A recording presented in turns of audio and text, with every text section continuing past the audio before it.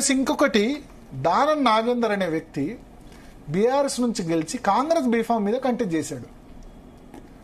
So ఆయన మీద ఖచ్చితంగా వేట్ వేయాల్సింది. వేట్ వేయకపోతే ఖచ్చితంగా అది లీగల్ గా దొరికిపోయినాడు కదా. కాంగ్రెస్ నుంచి గెలిచి బీఆర్ఎస్ నుంచి గెలిచి కాంగ్రెస్ తరఫున సికింద్రాబాద్ టికెట్ కొట్లాడారు. ఖచ్చితంగా ఆయన మీద అనర్హత వేట్ వేయాల్సిందే. ఒకవేళ స్పీకర్ వేయకుంటే కోర్టు అయినా ఈజీగా ప్రూవ్ అయిపోయింది కదా. నువ్వు నీ మెంబర్షిప్ వదిలి వేరే పార్టీ బీఫామ్ తీసుకున్నావు కదా, మిగతా వాళ్ళు బీఫామ్ తీసుకోలేదు. సరే వాళ్ళు కాంగ్రెస్ కండువా అంటే వాళ్ళు ఏమంటారంటే కాంగ్రెస్ కండువా కాదు అది, ఆ తెల్ల కండువా ఎవరిదైనా యూజ్ చేస్తాము అని చెప్తున్నారు. ముఖ్యమంత్రి ఎందుకంటే ముఖ్యమంత్రి ఆయన రాజ్యాంగ అధికారి కాబట్టి మేము కలుస్తాం వాళ్ళని అని చెప్తున్నారు. మొన్న భయపడి సిఎల్పి మీటింగ్ కూడా అటెండ్ కాలేదు వాళ్ళు. సిఎల్పి మీటింగ్ అటెండ్ కాలేదు.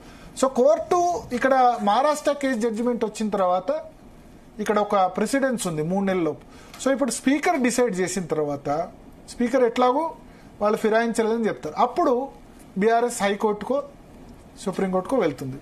హైకోర్టు చూసి వీళ్ళు ఎవిడెన్స్ ఇస్తే ప్రైమా ఫేసి దాని మీద వీళ్ళు ఫిరాయింపు కరెక్టా కాదా అని జడ్జిమెంట్ ఇవ్వచ్చు.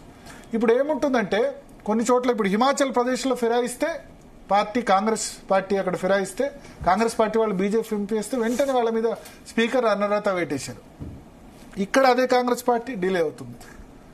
ఈ చెట్టు ముందు మరి అంతకుముందు కేసీఆర్ చేసిన కరెక్టా 88 సీట్లు వచ్చిన తర్వాత అంటే అది కరెక్ట్ కాదు కదా. ఆయన చేసింది ఇదే కదా.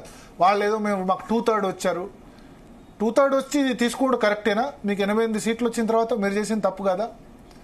సరే ఇప్పుడు వాళ్ళని భయపెట్టేందుకు వాళ్ళు వస్తా అన్నారు నియోజకవర్గ, వీళ్ళు కూడా నియోజకవర్గ డెవలప్మెంట్ కోసం వస్తాను. కానీ అన్ఫార్చునేట్లీ ఈ 10 మంది ఎమ్మెల్యేలకు ప్రాబ్లం